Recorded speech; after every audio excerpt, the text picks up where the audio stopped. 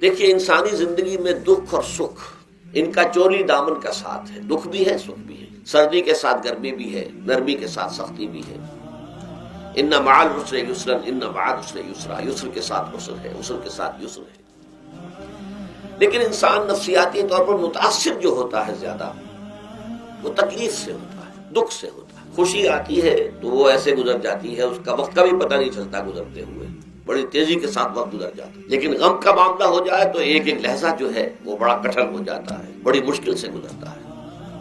تو انسان کے احساسات پر زیادہ جو اثر آتا ہے وہ دکھ کا آتا ہے۔ بعض فلسفے دنیا میں ایسے ہیں کہ جنہوں نے اس دکھ، خاص طور پر جو حساس انسان اس کو محسوس کرتا ہے، اس کے اعتبار سے یہ کہا ہے کہ دنیاوی زندگی نرا دکھ ہی دکھ ہے۔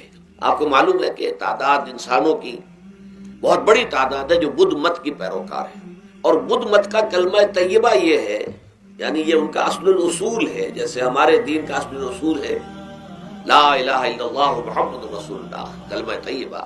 ان کا جو کلمہ طیبہ ہے وہ یہ سروم دکھم، سب دکھ ہی دکھ ہے، سب مصیبت ہی مصیبت ہے۔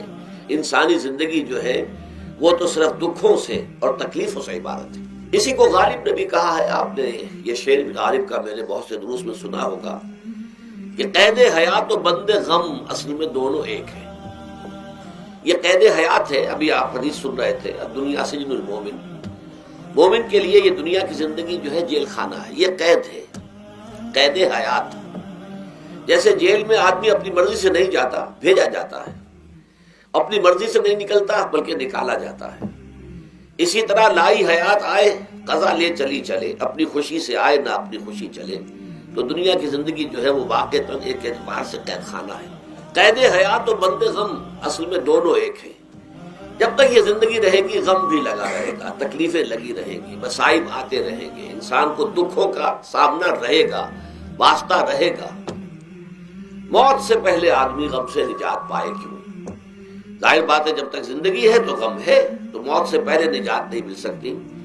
اگرچہ اس کے بعد کا اگلا مرحلہ جو ہے، جو حقیقت کو جاننے والے ہیں وہ تو جانتے ہیں کہ اس کے بعد تو غم کا اور بڑا کڑا مرحلہ آنے والا ہے۔ اب تو گھبرا کے یہ کہتے ہیں کہ مر جائیں گے، مر کے بھی چین نہ پایا تو کدھر جائیں گے؟ اگر اللہ ہمیں معاف فرمائے، اپنی رحمت اور مغفرت سے ہمیں ڈھانپ لے، جیسے کہ حضور نے فرمایا الا یتغمدنی ربی برحمتہ، حضور نے فرمایا کہ کوئی انسان بھی محض اپنے اعمال کی بنیاد پر جنت میں نہیں داخل ہو سکے گا جب تک کہ رحمت خداوندی دستگیری نہ کرے۔ کسی صحابی نے بڑی ہمت کی، بڑے جرأت کا معاملہ کیا، پوچھ لیا کیا حضور آپ بھی؟ ظاہر بات ہے آپ بھی انسان ہیں، آپ بھی بشر ہیں، قرآن مجید میں کہلوایا گیا ہے قُلْ إِنَّمَا أَنَا بَشَرٌ مِثْلُكُمْ۔ تو اگر آپ کہتے ہیں کوئی انسان جنت میں داخل نہیں ہو سکے گا محض اپنے اعمال کی بنیاد پر جب تک کہ رحمت خداوندی دستگیری نہ کرے، تو کیا آپ بھی اس قاعدہ کلیہ میں شامل ہیں؟